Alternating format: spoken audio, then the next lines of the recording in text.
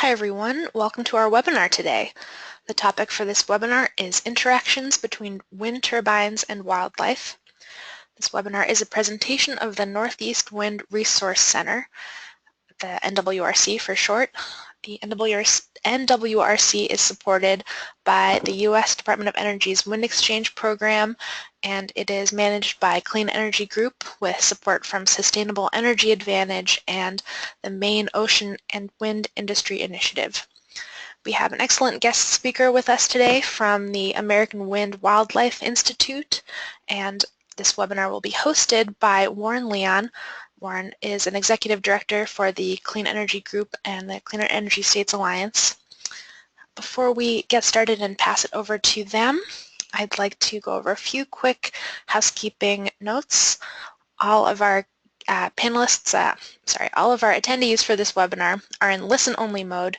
You have a couple of options to join the audio portion of this webinar. You can either call in using a telephone or you can connect using your computer mic and speakers.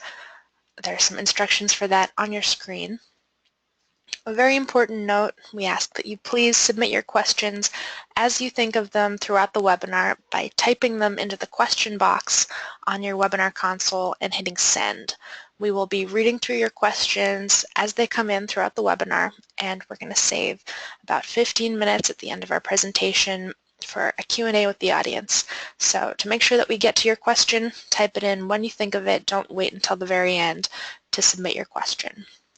Finally, this webinar is being recorded, and you will find a recording of this webinar on the NWRC website, and we'll also send you a follow-up email within about 24 hours with a link to the webinar recording and the webinar slides.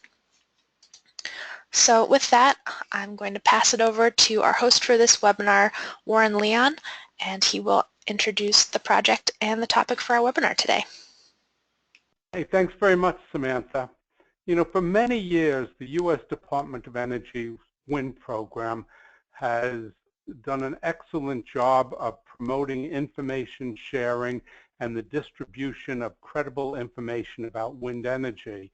And they do this through the Wind Exchange, which you can read about on the website of the U.S. Department of Energy. And one of the things they did back in 2014 was to establish 6 regional wind energy resource centers across the country, one of which is the Northeast Wind Resource Center.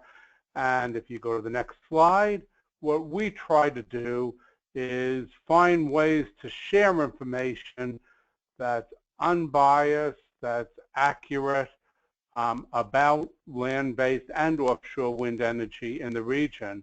We publish a monthly newsletter focused on land-based wind in the region, where we talk about what's going on with particular projects and reports and other things like that. We also do a newsletter on offshore wind, and we started relatively recently a new initiative where we summarize technical reports that most people probably are not going to want to read in their entirety, but we summarize them so people get the gist of important research information that has come out there.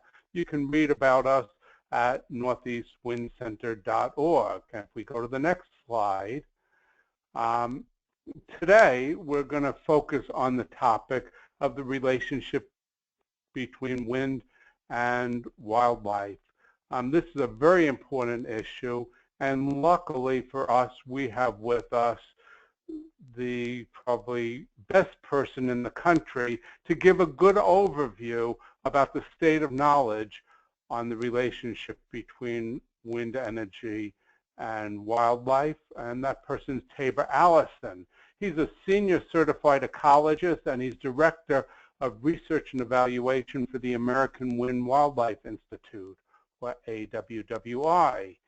He oversees the organization's research program and the development of its wind wildlife assessment tools.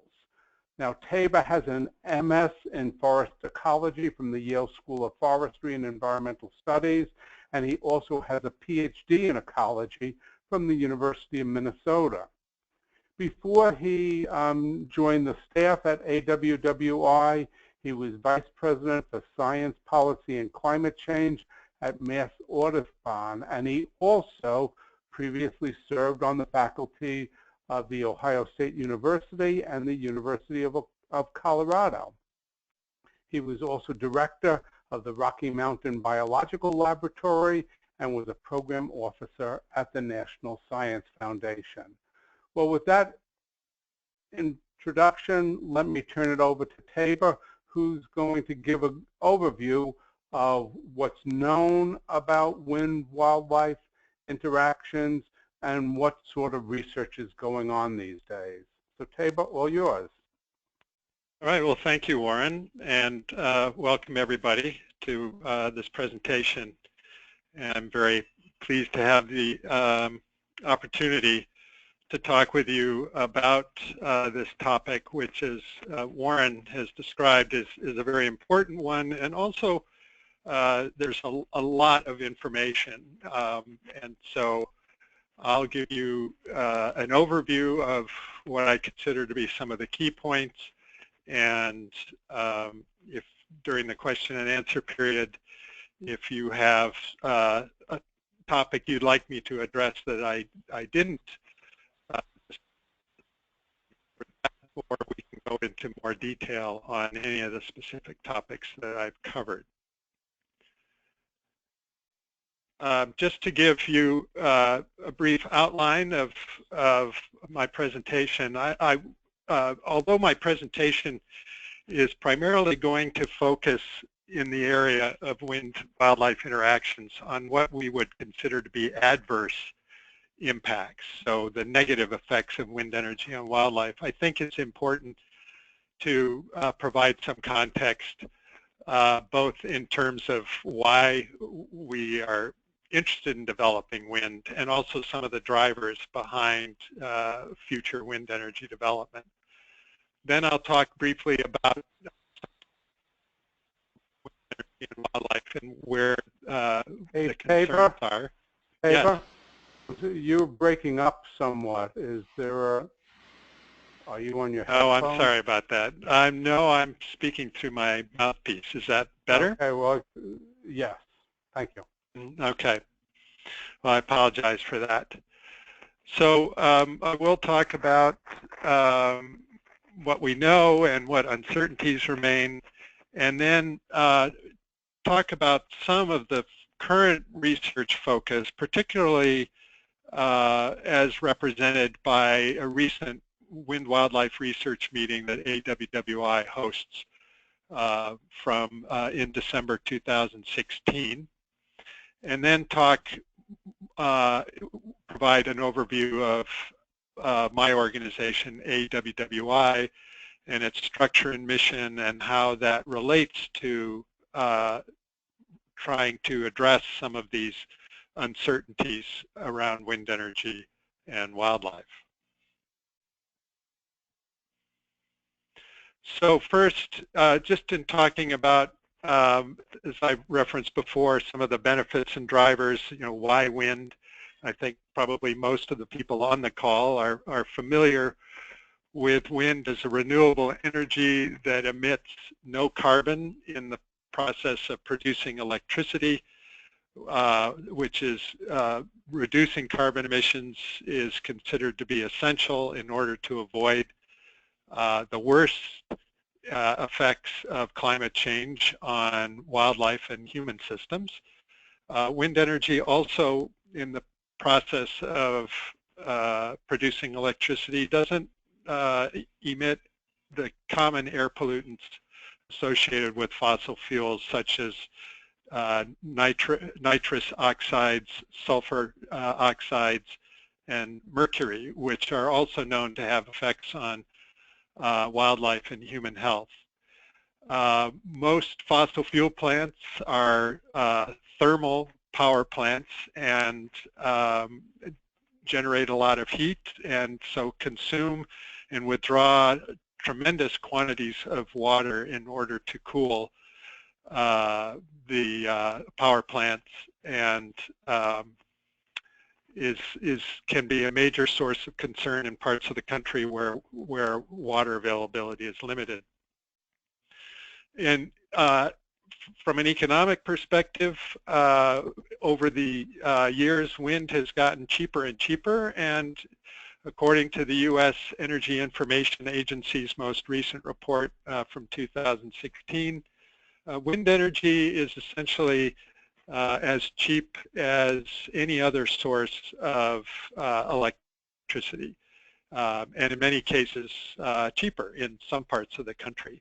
So there's, in addition to the environmental benefits and drivers for developing wind energy, there's also an economic driver. Many corporations and utilities are interested in wind energy because of its the economic value, and it's a stable cost, with fuel prices essentially for wind being zero because wind is free. You can, as a utility, get essentially lock in over the life of the wind project a stable electricity cost, which is considered to be a real value to power purchasers. So all of this, when you look at these drivers, there's a strong interest in continuing to scale up wind energy development. It's currently approximately about 5 to 6%, I'd say, of our contributing to our electricity. And there's an expressed goal of the Department of Energy from its Wind Vision in 2015 in having 20% of our electricity come from wind energy by 2030. And what that means in absolute terms is that we're currently, as of the end of 2016, we have 82 gigawatts installed, and 20% wind by 2030 would correspond to about 224 gigawatts, which is, thinking about that, that's 1,000,000 or 1,000 megawatts or 1,000,000 kilowatts of wind energy. And so we're talking about a fairly substantial increase in wind, which has all the benefits that I've associated with it, but it also raises the concerns about, so what are the impacts, potential impacts of this fairly rapid and large scaling up of wind energy development for wildlife. And, oops, going the wrong way. So if we look at the status of what we know on wind-wildlife interactions, we focus on 4 particular areas where concerns and research have focused. I think what most people are familiar with is collision mortality, where birds and bats collide with the wind turbine blades, causing fatalities. Wind energy, like every other source of human activity, causes direct transformation of wildlife habitat, and also may have indirect effects associated with the disturbance of operating a wind energy facility. And then what we're concerned and want to understand more fully is what are the cumulative impacts of collision mortality and habitat effects. And by cumulative impacts, we're basically asking the question, to what extent, for example, does collision mortality contribute to possible population declines of species? And then recognizing these different concerns about adverse or negative impacts, there's been a lot of effort focused on how do we avoid and minimize these impacts to wildlife. And the source of much of this information that I'm going to relay has to do, or comes from a publication, a report that AWWI produces annually called the Wind Turbine Interactions with Wildlife and Their Habitats, which is a summary of research results and priority questions. And you can find that on our website at the link here on the bottom of the slide. So if we just do basically a brief overview of impacts to birds, I've mentioned collision mortality. And if we look, most of the fatalities found at a wind energy facility are small passerines or songbirds, which is not a surprise because those birds form are approximately 90% of all land birds in the U.S. are songbirds. When we look at the overall number of birds being killed at wind energy facilities and compare that to the population sizes, as you can see, our best estimates to date indicate that the fatality rate as a percentage of the population size is very, very low. And so under current levels, we don't think that these fatalities will lead to population declines in any species of small passerine or songbirds. There's a greater concern about the effects of collision mortality on eagles and other raptors. These birds appear to be more vulnerable to collisions. And so we're concerned about, because of the population sizes and ecological characteristics of eagles and raptors with low reproductive potential. There's some concern that these collisions may, at least in some species, have impacts on populations. What we're learning is, with respect to the risk of collision, is that the data we have, the limited data we have, suggests that the activity of raptors is a reasonably good predictor of the collision risk, which may not seem surprising, but given that for most other species like passerines, activity doesn't predict collision risk, whereas it does seem to do that for eagles and other raptors. Another concern about impacts to birds has to do with what we would call direct and indirect habitat impacts, and particularly the disturbance associated with operating a wind facility, and whether that disturbance causes bird species to avoid an otherwise suitable area for nesting and raising young. And a lot of that focus has been on grassland birds, because grasslands are an endangered habitat in general, and grassland birds bird species have shown substantial declines because of habitat modification.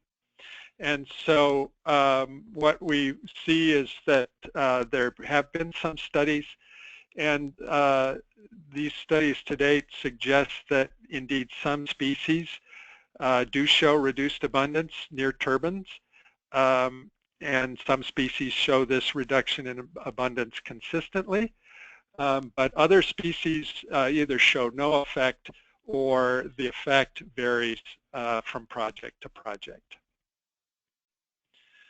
So if we look at an overview of impacts of wind energy on bats, one of the important differences here is that the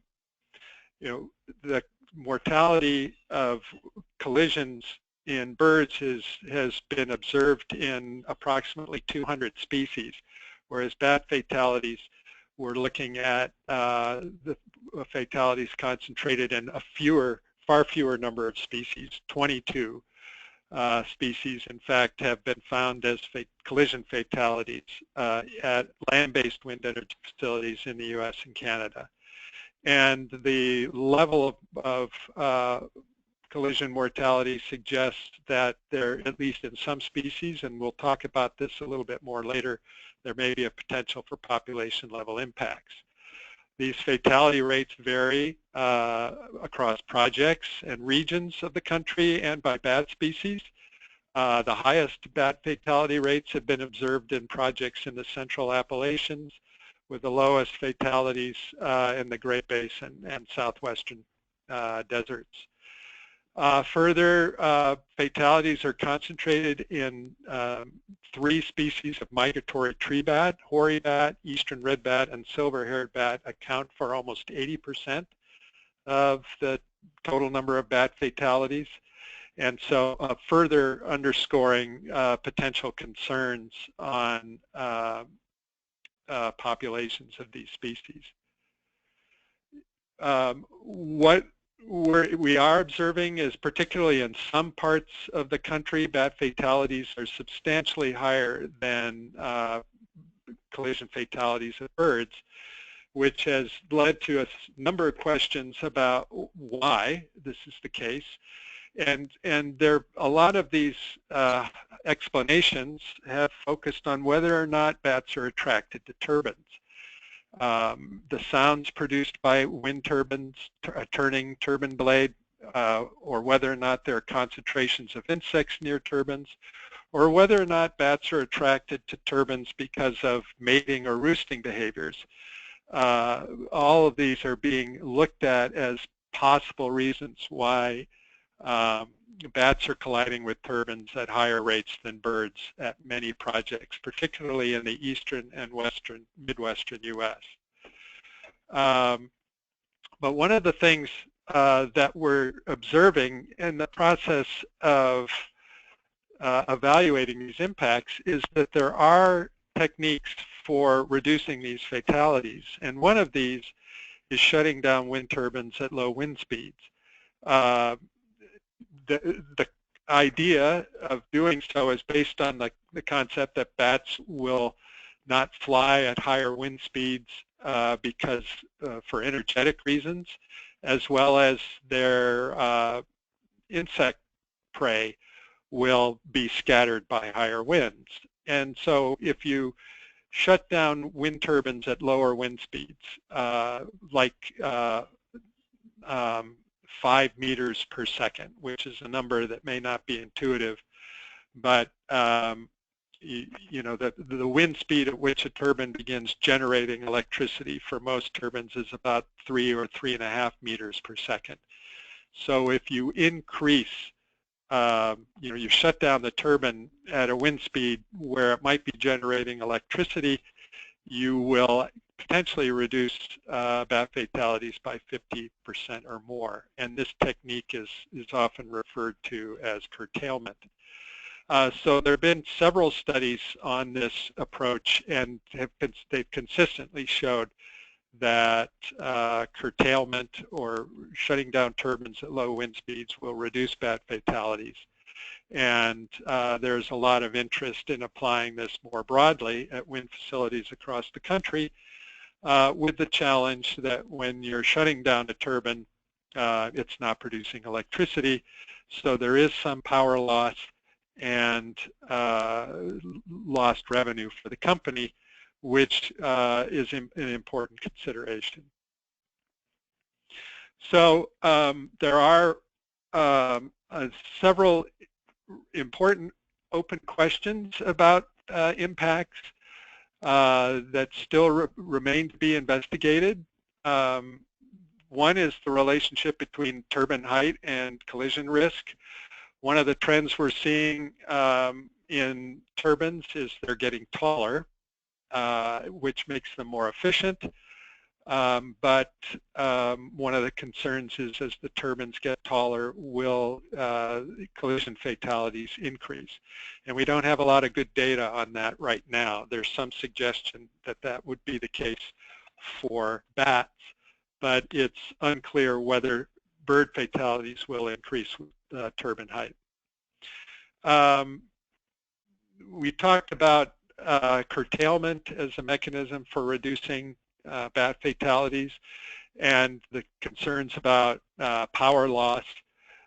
So there's a lot of interest in other strategies for minimizing bat fatalities. One is the use of ultrasonic acoustic deterrents, which have, in limited studies, have been shown to effectively deter bats and reduce collisions. And there's a lot of research going on right now to evaluate improvements to these devices as deterrents for bat fatalities, and funded by the Department of Energy. Can we improve our ability to predict collision risk and therefore avoid collisions and avoid sites with high collision risk? And at the moment, we can't do that. It's other than what I mentioned for Raptors, potentially with using Raptor activity. We really can't predict a high collision risk site for bats or for most bird species. Given our concern about raptor collisions, are there ways that we can operate or design turbines to make them more visible to raptors and reduce collision fatalities? And that's also a subject of active research. So talking about research in a little more detail, we had the 11th Wind Wildlife Research meeting in Broomfield, Colorado in December of 2016. This is a biennial scientific conference on wind energy and wildlife research. It's probably one of the best attended wind wildlife meetings in the country, if not the world. We had over 400 attendees this past meeting, viewing or listening to 100 presentations and posters. And what you can see is from these pie charts, and one of the unique aspects of this meeting is that it is well attended by all wind wildlife stakeholders. So we have an excellent representation from the scientific community, the conservation community, state and federal wildlife agencies, and companies involved in both producing and purchasing wind, the wind industry and the utilities. So it's a very diverse crowd coming together to hear the latest in wind wildlife research. And you can see that the presenters also represent a diverse crowd.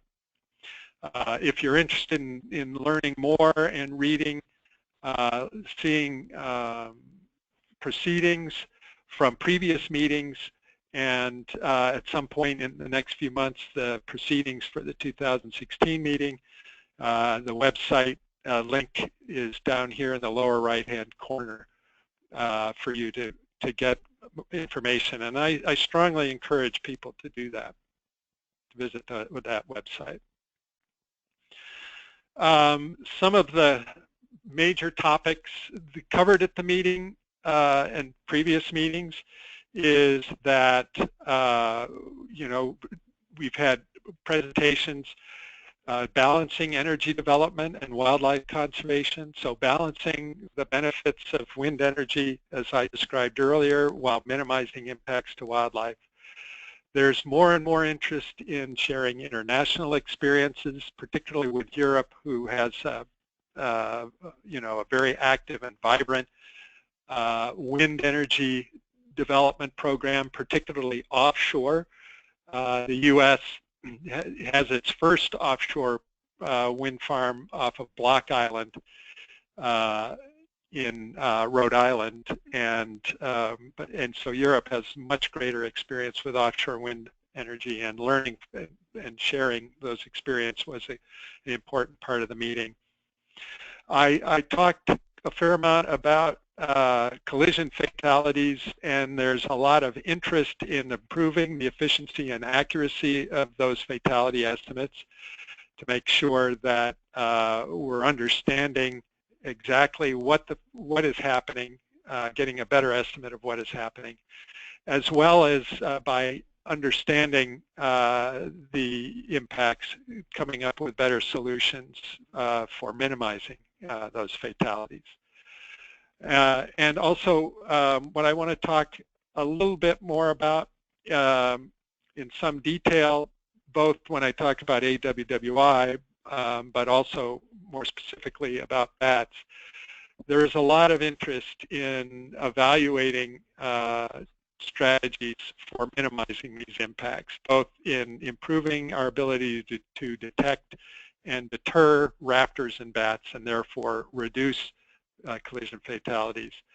And also, more specifically, what I would call optimizing curtailment. So curtailment, or shutting down a turbine at low wind speeds, does result in some power loss, and can we improve our strategy so that we're getting the benefits of minimizing bat fatalities while reducing power loss. And there's, particularly with minimizing bat fatalities and curtailment, as I mentioned, there has been a concern about the impacts of collision fatalities on bat populations.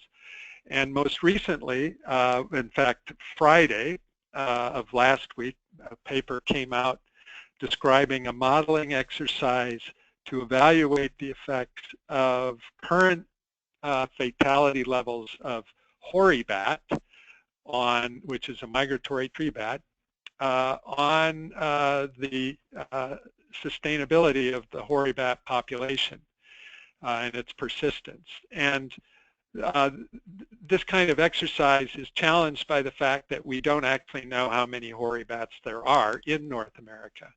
But in this modeling exercise, they made a number of assumptions about current population size and population productivity.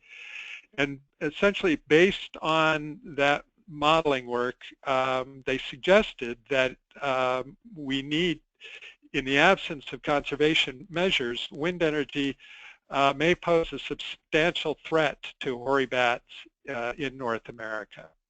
And so there is a strong interest, just basically further underscoring the need to develop strategies for minimizing bat fatalities. The work focused on hoary bat, which has the highest level of bat fatalities in North America. But this concern could also be posed for other tree bats. So there's a lot of research underway to currently and has been underway for, I'd say, the past 5 or 10 years, and we're making great strides in developing and evaluating techniques. And hopefully in the next couple of years, we'll have some strategies that will help us avoid this future predicted by the Frick et al. Paper. One of these is the development of ultrasonic deterrent devices. DOE has funded 5 projects to test ultrasonic deterrents to reduce bat fatalities. And you can see this gentleman on top of a turbine, 100 meters up in the air, attaching an ultrasonic deterrent device intended to reduce or keep bats out of the rotor swept area by broadcasting an ultrasonic noise that only bats can hear, and therefore have them avoid the rotor swept area of the turbine. There's also interest in fine-tuning curtailment to high-risk periods.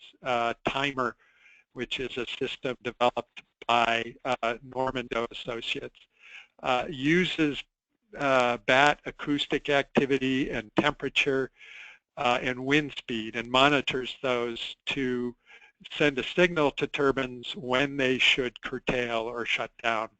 And some preliminary results have shown very high success of reducing bat fatalities by 80% or more, while having a much more reduced impact on power production. So there were several papers presented at the research meeting on this topic. Very important research going on right now. So I want to talk next about the American Wind Wildlife Institute, which was founded in 2008 to address and increase the amount of research and increase our knowledge and reduce uncertainty about what the impacts of wind energy are on wildlife and how to avoid and minimize those impacts. AWWI is perhaps a unique collaboration with the wind industry, so companies that both operate and develop and operate wind facilities, state wildlife management agencies, and science and environmental organizations that come together in the shared mission of facilitating timely and responsible development of wind energy while protecting wildlife and wildlife habitat. AWWI is composed of 33 partners and friends from the wind industry and major organizations in the conservation community. So we have some of the leading developers and operators in the wind industry. We have turbine suppliers and companies involved in providing equipment to wind companies, as well as major conservation organizations such as Audubon, Sierra Club, Defenders of Wildlife, the Wilderness Society, and so on. Our program involves increasing the amount of credible and accurate scientific information about wind wildlife impacts by analyzing data and developing solutions for avoiding, minimizing these impacts. We have programs focused on developing and catalyzing the development of innovative technology that improves our ability to assess risk and minimize impacts. And then we also have an outreach component where the information that we're learning gets out to and informs policy. So publications like our Wildlife Impact Fact Sheet would come into this category. We have focused our efforts on key wildlife species, particularly bald and golden eagles, bats, prairie grouse, which would include lesser and greater prairie chickens and sage grouse, and then migratory birds. So focusing our research activities to address uncertainties about wind energy impacts on these species groups and developing solutions to minimize those impacts. Focusing our efforts, as I mentioned before, on avoidance through improving siting practices, minimization involving particularly development of best management practices to minimize those impacts on how to operate wind energy facilities. And then in some cases when avoidance and minimization still leaves unavoidable impacts to compensate or offset any remaining impacts. One specific, and talk about a couple of programs in some detail. We have a program focused on eagles where for the past 5 years we have been working to try and improve our ability to both understand how to predict the impacts of wind energy development on golden and bald eagles, and then how to minimize those impacts, and then also in the event that those impacts can't be avoided or minimized, to offset those impacts. And so we've developed a research framework to guide research to evaluate and minimize these impacts. We funded research to improve our ability to predict and avoid take, and we have a program called our Technology Verification Program, which I'll talk a little bit more about in some detail, to develop technologies to reduce impacts to eagles. And then we're working on what we would call a mitigation toolbox. So in the context of the Fish and Wildlife Service's recently released Eagle Rule, a company can get a permit under the Eagle Rule to take an eagle, assuming such take is incidental to the purpose and operation of the wind facility. But ultimately, what they must do to satisfy the requirements of those permits, particularly for golden eagles, is to operate with no net loss. So if a company is going to get a permit to take an eagle a year, it has to perform activities, compensate or offset that loss, and therefore have no net impact on eagle populations. And so we have been developing additional strategies for accomplishing that offset mitigation. We published a paper modeling the impacts of removing lead from the environment and therefore reducing lead poisoning in golden eagles. We're developing a model and have developed a model reducing eagle vehicle strikes when an eagle feeds on carrion or roadkill. It puts itself at risk at being hit by vehicles, and so developing a model to help guide industry activities to remove roadkill and therefore reduce eagle vehicle strikes. And we're also developing a model to increase eagle productivity and model the effects of habitat improvement, eagle habitat improvement on increasing eagle productivity. All intended to help improve eagle conservation and allow or facilitate wind energy facilities to operate within the Eagle Protection Act.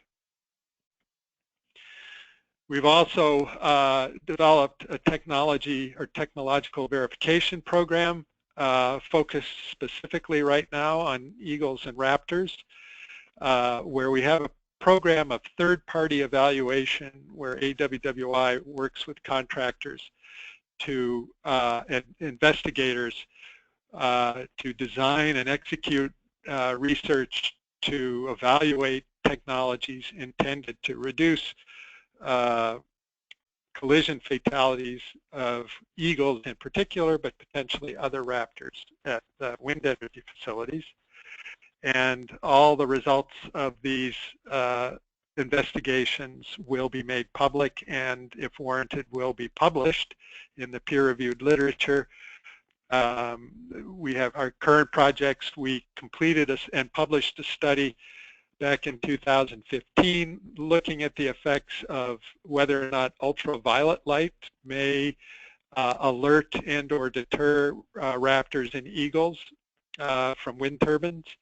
And we're evaluating eagle and detection and deterrent technology at two projects, one in California and then another one in Wyoming, testing in particular eagle detection technology called Identiflight, which is illustrated in this photograph down in the lower right-hand corner, a camera-based system for detecting eagles and alerting turbine operators to shut down turbines when an eagle appears to be at risk of collision.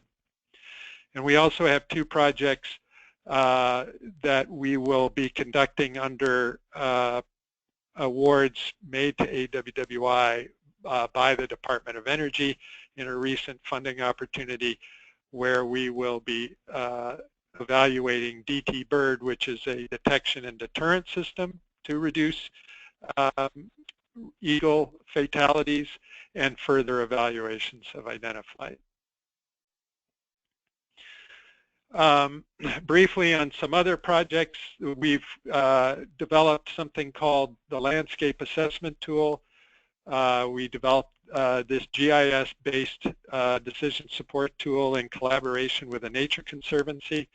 It's a tool of more than 1,000 data layers of showing distribution of species that we think are of concern with regards to wind energy development, and other data layers of conservation importance. So we also have wetlands data, Audubon important bird areas, TNC priority areas, a variety of data layers that a company who is looking to site a wind facility can use this tool to help avoid areas of high conservation value.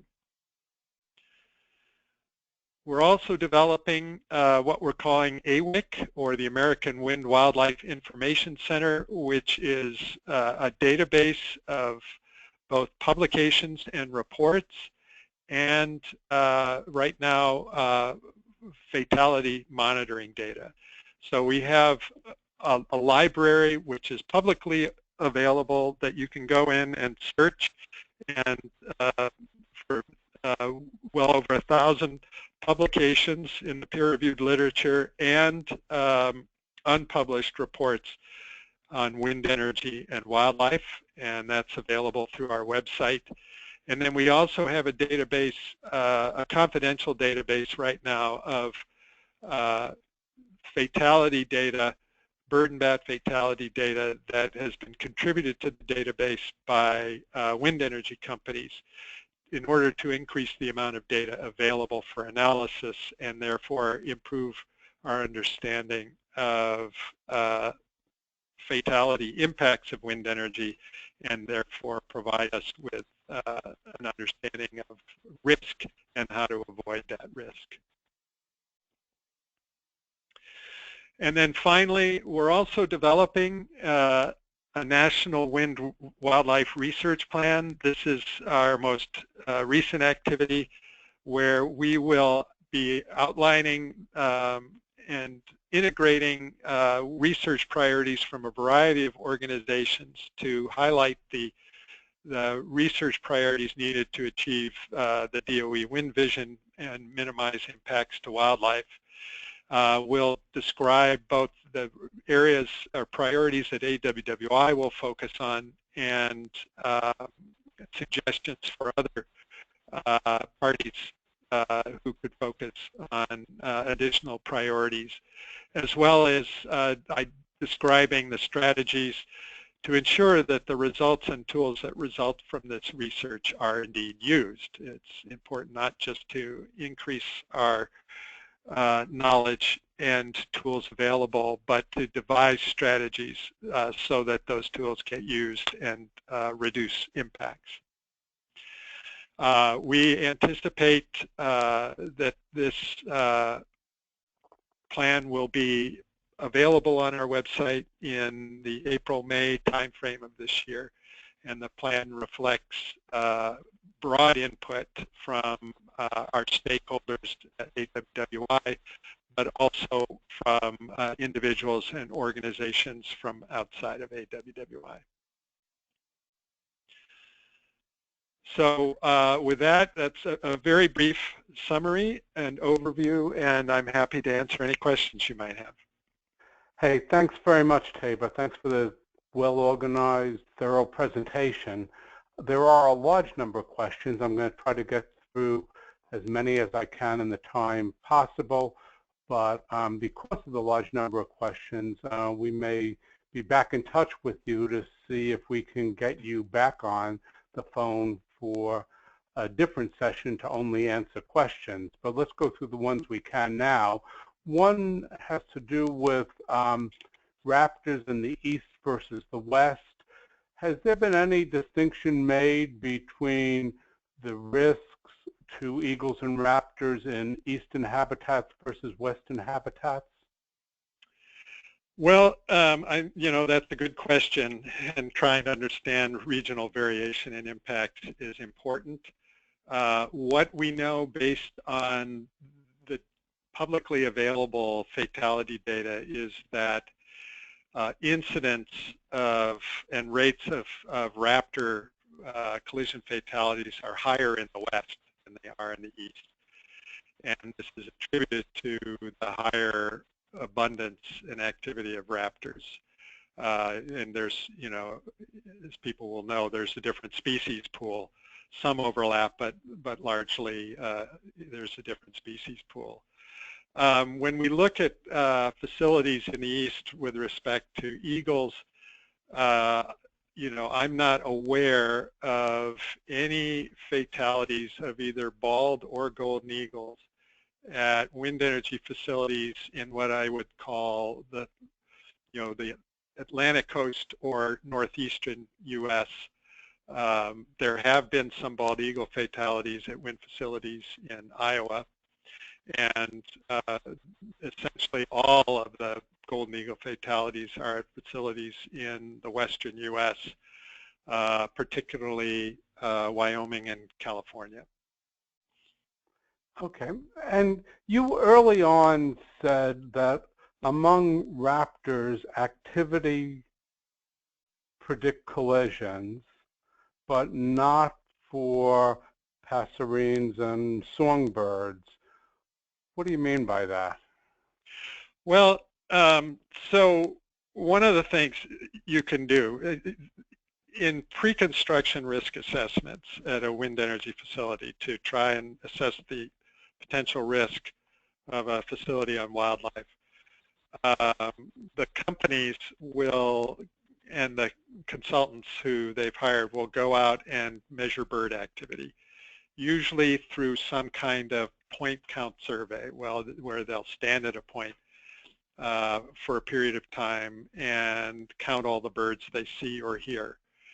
In the case of songbirds and other bird species, this activity has not been shown to correlate with the number of fatalities that occur at the facility. We also sometimes used radar to assess traffic rates, another measure of the kind of activity. And so far we haven't been able to relate radar activity or traffic with the collision fatalities that are later observed at the site. For most species. With raptors, these same activity surveys, if you correlate them with observed raptor fatalities at these facilities, there does appear to be a correlation. So in other words, sites with low raptor activity will have low raptor fatalities, and that seems entirely intuitive that that would be the case, and so that intuition appears to be working for raptors, but that intuition fails when it comes to predicting fatalities of songbirds, for example, from songbird activity. So we're still trying to figure out how best to predict collision risk for birds like songbirds. Oh, very interesting. Okay, there are several questions that have to do with the collection of mortality data, and let me start with two of them. First of all, who's tasked with compiling the mortality data at wind sites? And second of all, related to that, since there's been a lot of interest in this topic for quite a number of years, why don't we have better data, given that there has been interest for quite a few years in this subject? Well, those are both excellent questions. So the first question, and for a long time, companies weren't required to collect these data. And relatively recently, particularly with the promulgation of Fish and Wildlife Service land-based wind energy guidelines, fatality monitoring has now become a regular activity. And that the requirement for gathering those data falls generally on the company. And so the company will hire a consultant who will do, up to 2 years of fatality monitoring at a site, and and so that is, answering the first question. And there, we have gotten over the years more standardized approaches or protocols for collecting and doing the fatality monitoring, both in terms of plot size and frequency of searches, number of turbines that should be searched. So we're getting more standardized in that practice. One of the challenges to the second question is that when you go out and search a turbine, we know we're not going to see all of the birds and bats that have collided with turbines. The searchers will miss some because they fall in areas where they're obscured, for example, or there's too much cover and they miss it. Or scavengers come and remove the carcass before a searcher is able to find it. We're spending, there's a lot of interest and activity in developing what are called fatality estimators, which are essentially models that try to account for, low detection. So, for example, just to give you for instance, we estimate that for every 10 fatalities that might occur, we might only find 1 to 3 of those. So the estimators try to account for this imperfect detection. And the problem is that the estimators, their models, they make simplifying assumptions. And those assumptions don't apply across all projects and all regions of the country. So, it introduces a source of error. There's also has been a problem in the past with accessibility of the data. And one of the things that our database is trying to address is making more data available and accessible for analysis. And then, fundamentally, in the case of, birds, for example, there are just so few carcasses found. There's so few fatalities that it's very hard to draw conclusions with any kind of statistical power when you find only a few fatalities, and those fatalities are spread out over dozens and dozens of species. So many turbines, when you search them, they have no fatalities at all. And over the course of 3 or 4 seasons of searching, you might only find 15 or so carcasses, and one species may be only represented by 1 fatality. So trying to generalize from, a limited amount of data to impacts broadly, for example, on birds or on individual bird species is really challenging without large amounts of data. Okay. And how about the issue with bats and mortality? Is that easier to count? Well, there are more bat carcasses, as I mentioned, particularly in some regions of the country. You have much higher bat fatalities, whereas bird fatalities may,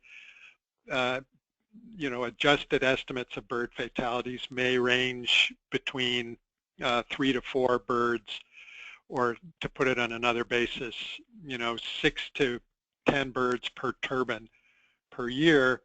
The number of bats observed at the same site might be 10 times higher. So you have, paradoxically, we're trying to minimize fatalities, but the data are the fatality incidents. And if you have more fatality incidents, you have more data to work with. So we're able to do experiments with bats. So these experiments with both the turbine shutdowns at low wind speeds and these deterrent devices, we're able to do these at a site because we can measure changes in numbers of fatalities because the fatalities are high enough. And when I've talked to people who've been doing these experiments and I ask them, so are you able to look at any effects of turbine shutdown on birds? and the response is there are too few bird fatalities to be able to see whether or not there's an effect of turbine shutdown. So, hey, thanks very much on that, Tabor. But I do want to end so that we stay on time, and I want to apologize to all the folks who wrote in questions. We will try to schedule another session to get to some of these questions. There were some good questions, for example, about whether AWWI works on offshore wind and what's going on in that arena. We'll see if we could do more of that. But in any case, I know from my standpoint, I've learned an awful lot from this session, Tabor. You have really great knowledge on this topic, and I thank you for sharing it with us today. We'll be back in the future with more webinars from the Northeast Wind Resource Center. Thanks, everybody. Okay, and AWWI currently does not work in offshore wind. Okay. Thank you. Thank you.